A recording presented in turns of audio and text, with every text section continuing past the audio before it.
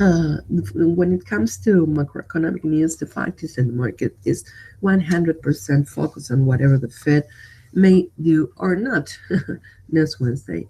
Uh, Ever since Janet Yellen offered that hawkish rhetoric in the opening remarks in Jackson Hole, the market has been pricing in a rate hike for this year as soon as this September, particularly fueled by the hawkish rhetoric we have seen after that event from many different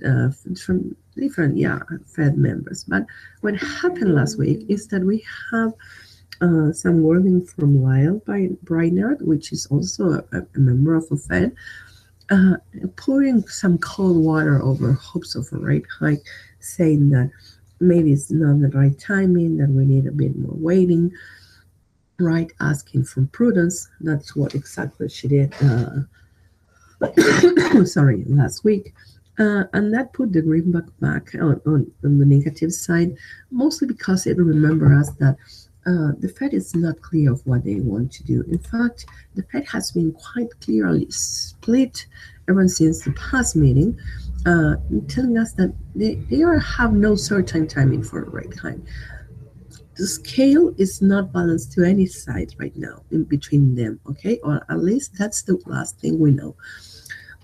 Anyway, hopes of a rate hike, right, revived last Friday when we have a strong inflation reading in the US, which, if you consider that inflation is doing okay and the unemployment rate is well below 5%, and for long has been below 5% for most of this year, well, that's if you have just those two pieces of data, well, you will said that that is the perfect time for a rate hike.